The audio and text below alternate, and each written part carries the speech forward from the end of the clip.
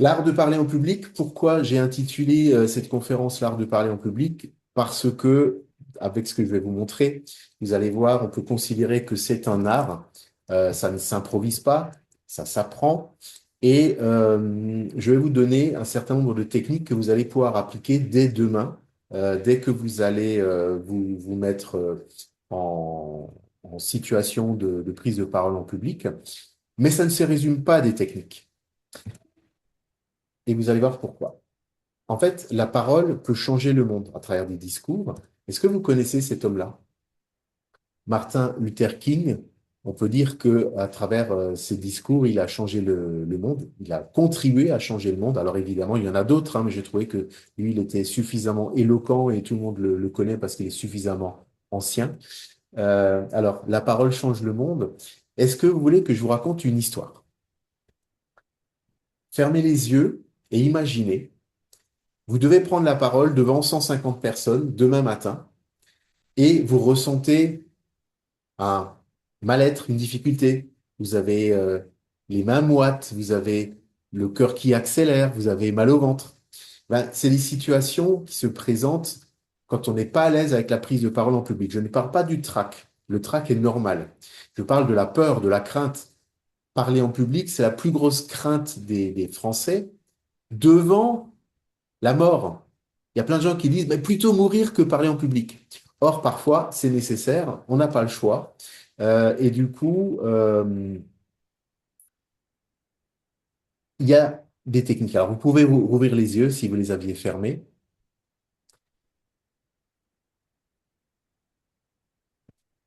Qui suis-je pour vous faire cette présentation? Alors, je m'appelle Dominique Meunier.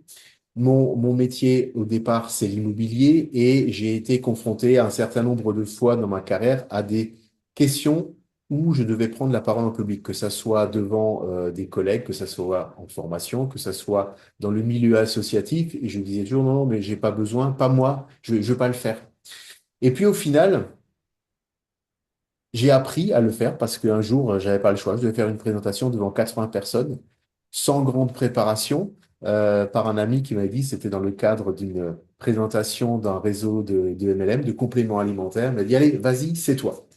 Alors ce jour-là, évidemment, j'étais très mauvais, j'ai transpiré, j'ai perdu 5 kilos. Alors c'est efficace hein, quand on a la crainte absolue du public, on se sent jugé, on se sent regardé.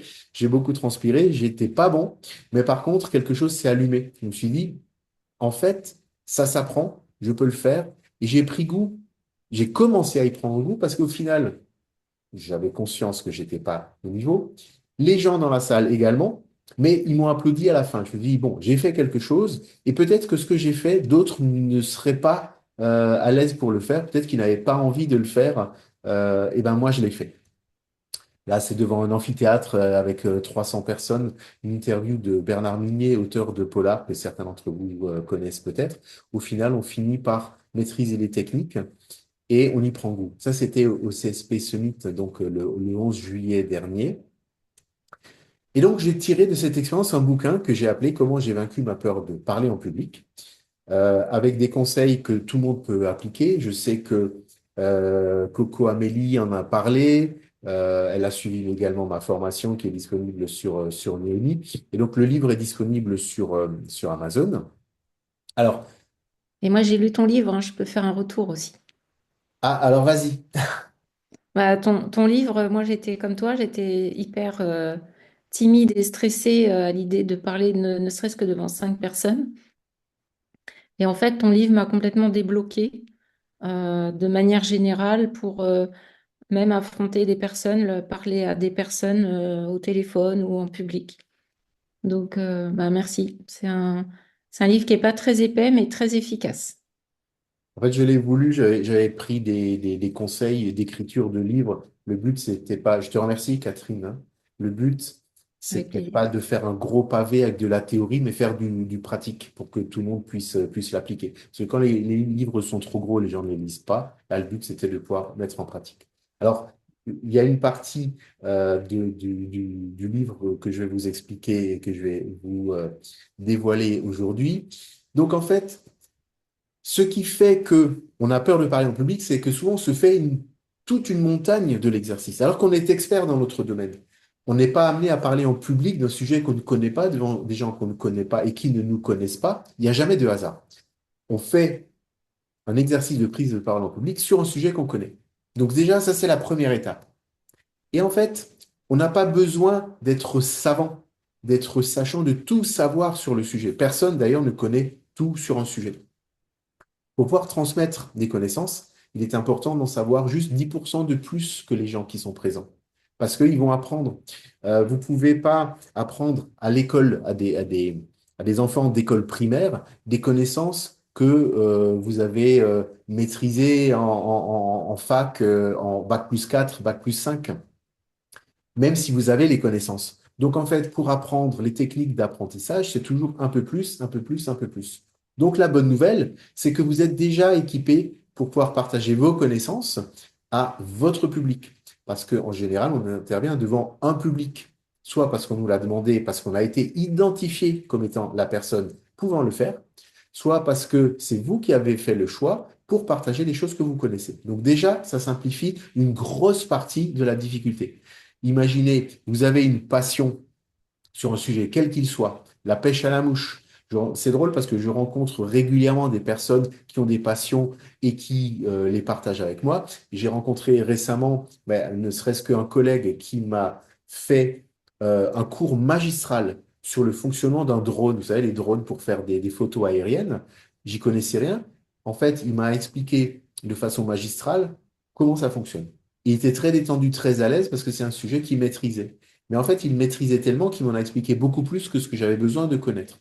Et ça, c'est dans tous les domaines. La pêche à la mouche, quel que soit le domaine, quand vous êtes à l'aise, et ben du coup, c'est déjà plus facile parce qu'on ne peut pas vous prendre à défaut sur votre sujet. Ce qui est important, c'est que vous maîtrisiez votre sujet et que vous parliez avec le cœur. Parce que quand vous parlez avec le cœur d'un sujet que vous connaissez, on ne peut pas vous dire, mais non, t'as tort. Mais non, c'est votre expérience, c'est les choses que vous connaissez. Donc, la première étape, c'est vaincre sa peur, évidemment. Euh, Ça, c'est le départ. C'est pour ça que je vous disais, il n'y a pas que des techniques. Alors, bien sûr, il y a des techniques. Mieux on connaît un sujet, plus on est à l'aise. Mais une fois qu'on a vaincu la peur, qu'est-ce qui se passe? Après, on devient à l'aise. Mais en fait, il ne faut pas être trop décontracté. Ça m'est arrivé dans mon processus d'apprentissage. Au bout d'un moment, je me suis dit, ben, en fait, j'ai plus peur. Allez, où est-ce qu'il y a un public? J'y vais, je suis prêt à tout. Sauf que ça suffit pas. Après, il faut savoir construire un propos. Parce que le fait de ne pas avoir peur, si on n'a rien à dire, bon, ça gêne pas forcément, mais c'est absolument sans intérêt. Donc, il ne faut pas être trop décontracté quand même, il faut rester concentré. Donc, un truc. Quand on était au CSP Summit au mois de juillet, parmi les participants, donc à la fin, dans les échanges dans la salle où on a fait le networking, il y a un participant qui est venu me voir et il me disait, si tu pouvais me donner un truc pour vaincre ma peur de parler en public. Alors j'ai dit, bon, c'est pas juste un seul truc, c'est un processus, c'est un entraînement, mais si je devais partager un truc que tu puisses mettre en application tout de suite, ça serait quoi? Eh ben, un truc, c'est parler de ce que vous aimez. Euh, j'ai du mal à penser que vous soyez dans une fonction professionnelle où on vous dise, bon, ton domaine, celui que tu maîtrises le moins, c'est toi qui vas faire une présentation devant 150 personnes parce que tu ne connais pas. Donc, choisissez un sujet que vous aimez et déjà vous êtes incollable. Et ça va déjà faciliter les choses. Et je pense que s'il y a un seul truc à retenir, déjà, c'est ça. Alors évidemment, il y a plein de trucs. Mais encore une fois, ça ne se résume pas à des trucs ou à des tips. Alors, je vais partager avec vous 10 techniques que vous allez pouvoir mettre en application. 10 techniques. Et ces techniques, encore une fois, ne suffisent pas, mais si vous les appliquez, vous aurez un guide qu'il vous suffira de suivre pour pouvoir vous lancer. Alors, la première étape, c'est la préparation. On ne fait rien sans préparation, même quand on connaît un sujet. La préparation, c'est quoi? À qui vais-je m'adresser? Quel est mon public? Quel est mon auditoire? Est-ce que ce sont des professionnels? Est-ce que ce sont des particuliers? Est-ce qu'ils viennent pour me voir parce qu'ils ont entendu parler de moi? Ou est-ce qu'ils viennent parce qu'ils ont été invités par mon entreprise? Tout ça, ce sont des choses à connaître parce qu'on ne va pas s'adresser aux personnes de la même façon. De la même façon, il y a des techniques pour démarrer une présentation, pour démarrer un discours, pour démarrer une conférence. On ne démarre pas de but en blanc comme ça.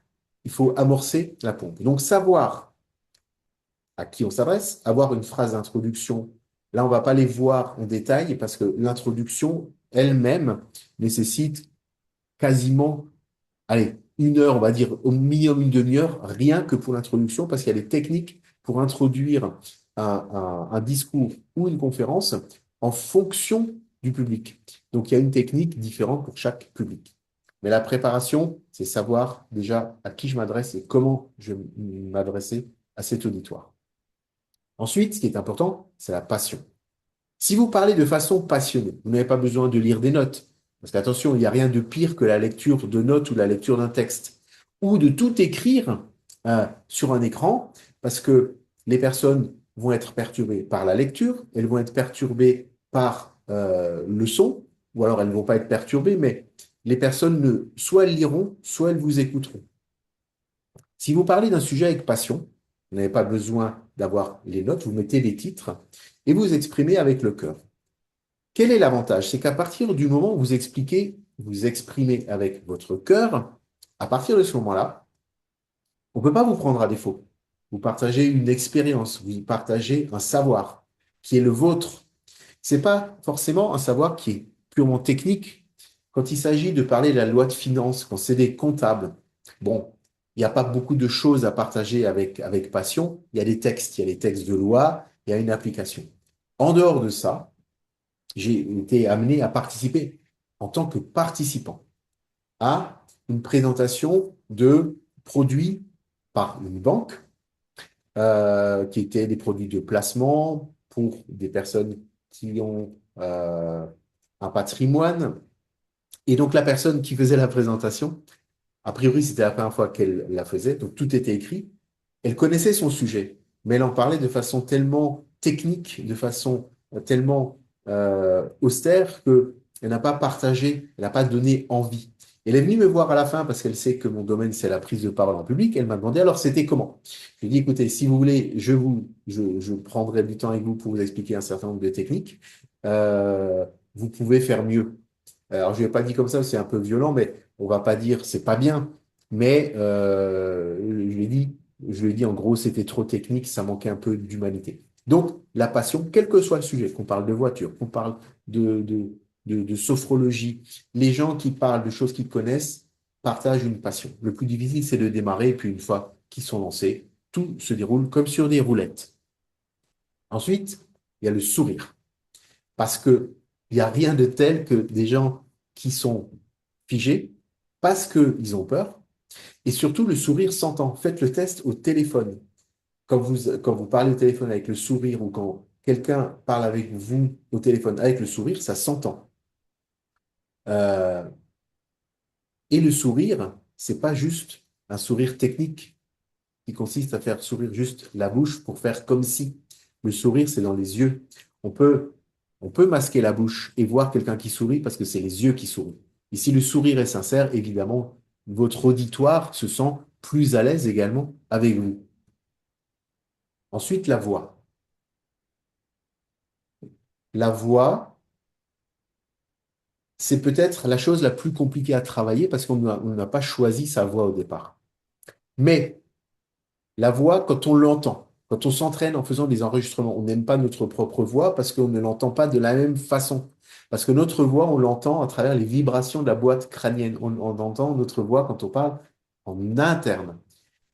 Quand on entend notre voix enregistrée, on dit, bah, c'est pas possible, c'est pas ma voix, ça. Eh ben, si, c'est comme ça que tout le monde t'entend. Et tout va très bien.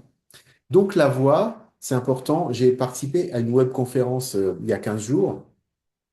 Et c'était une dame qui faisait la présentation. Elle avait la voix très, très haut perchée. C'était très désagréable. J'ai enregistré la présentation pour la réécouter. Je me dis, c'est pas possible.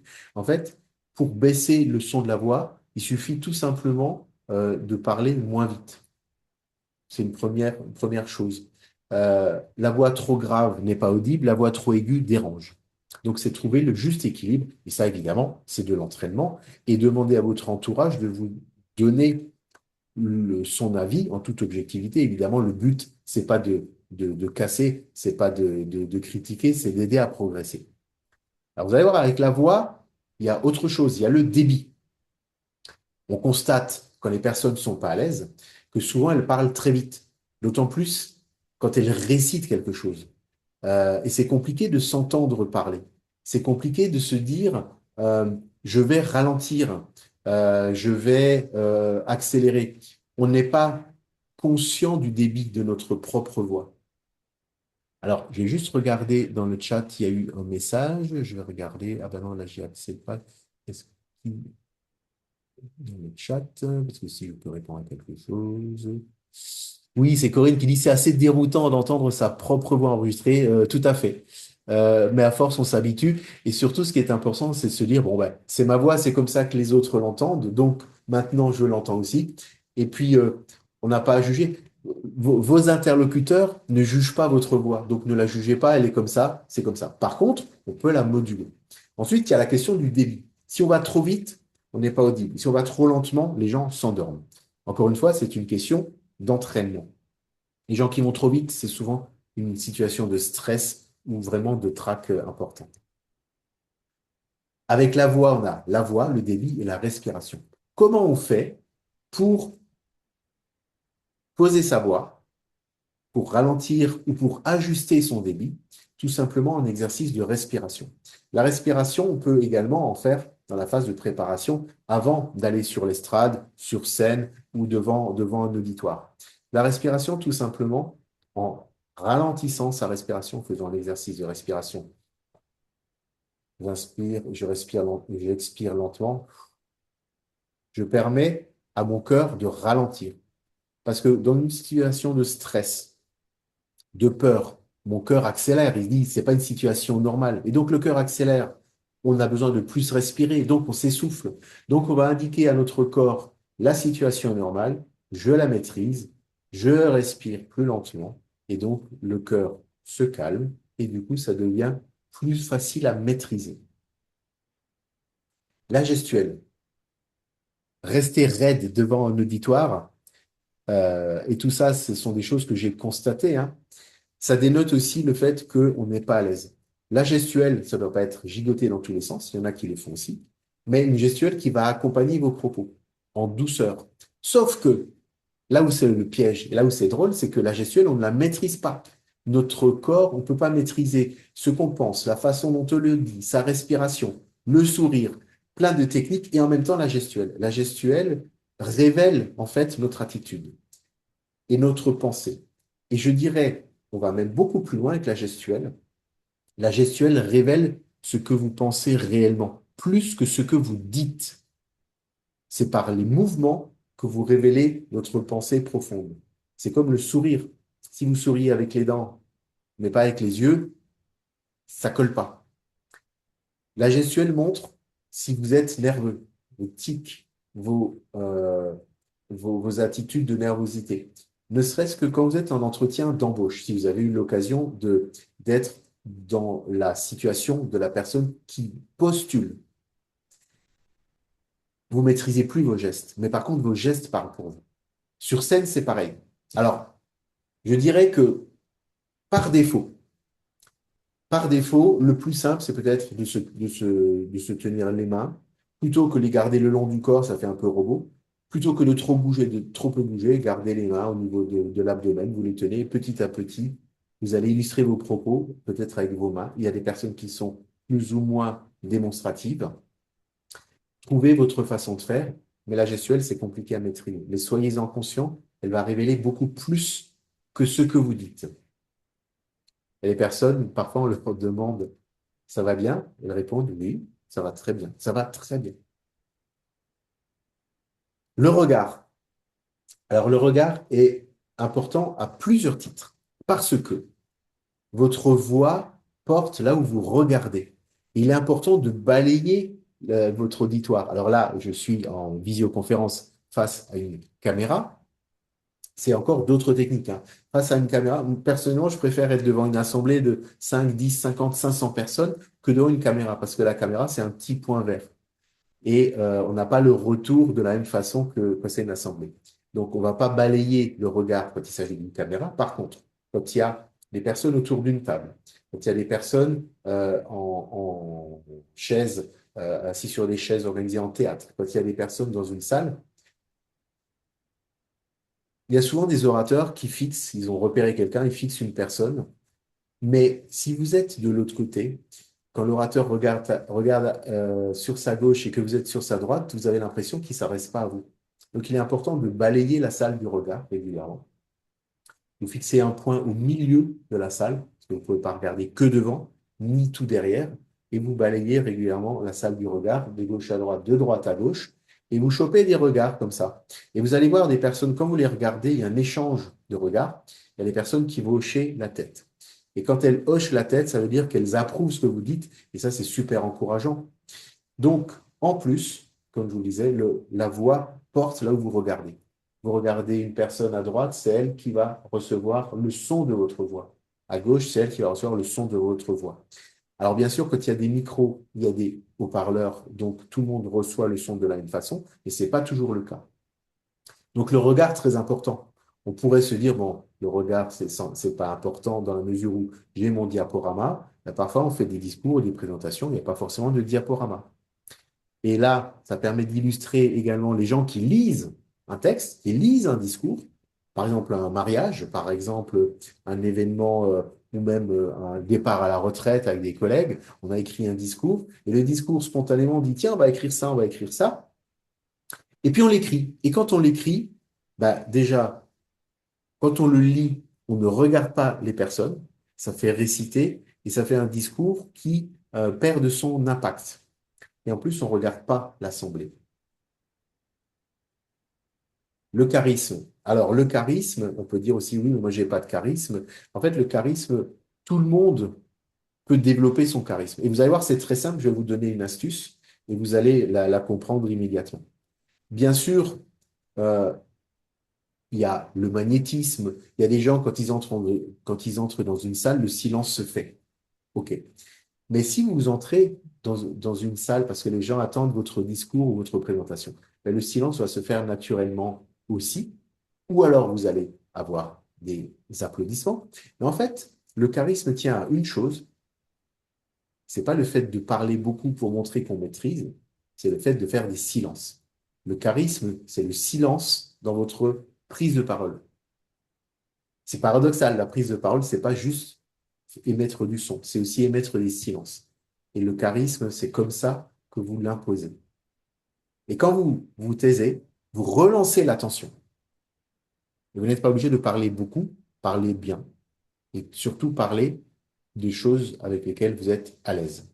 Et dans votre façon de parler. Il n'y a pas besoin de technique, il n'y a pas besoin d'avoir un langage particulier. Utilisez votre langage qui est le vôtre, celui que vous maîtrisez. Et ensuite, évidemment, il y a l'entraînement.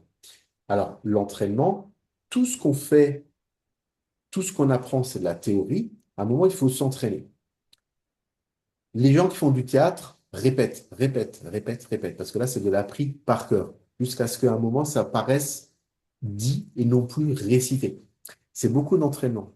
Donc, quand vous faites une présentation, quand vous faites un discours et que vous y préparez, la dernière étape, c'est répéter, répéter, répéter. Non pas pour savoir les choses par cœur, mais pour maîtriser les intonations, pour maîtriser les silences, pour maîtriser la voix, pour maîtriser le sourire, la gestuelle, la façon dont vous respirez et la façon dont vous balayez du regard votre assemblée. Et tout ça, ça fait le lien avec la préparation, parce que ça va dépendre des personnes à qui vous vous adressez. Donc, je parlais au départ, la première étape, c'est la présentation, la préparation. La préparation, c'est à qui je m'adresse, comment je vais démarrer mon discours. Mais il y a aussi comment je vais le terminer. Parce que ce qui est important, c'est que le contenu, évidemment, ne doit pas être barbant parce que sinon, vous allez ennuyer les gens. Mais ce qui est important, c'est que vous faites une première bonne impression pour happer l'attention, pour capter l'attention. Et les gens vont rester également, vont se souvenir plus volontiers de la fin. Si la fin finit en queue de poisson, ils vont dire, bon, ben, OK. La fin doit également être impactante pour que les personnes restent sur cette dernière impression en disant, ah oui, c'était bien, j'ai retenu ça, ça m'a plu. Et donc, ça, c'est de l'entraînement. Alors, la maîtrise de la prise de parole en public ne s'apprend pas seulement dans les livres ou seulement dans des cours, bien sûr, mais c'est important également de parler. Et donc, pour s'exercer, il n'y a rien tel que plonger, que sauter dans le bain, comme je l'ai fait moi le jour où je n'avais pas choisi. Et puis, il y a mon ami qui m'a dit, c'est toi qui vas faire la présentation devant 80 personnes. Alors, j'ai prévu une journée pour maîtriser la prise de parole en public. C'est un séminaire sous forme d'atelier participatif. C'est le samedi 26 septembre. Ça sera à Paris ou très proche, banlieue. Ça sera proche d'une gare. L'endroit sera communiqué début septembre. En tout cas, c'est un atelier. Alors, ça va consister en quoi?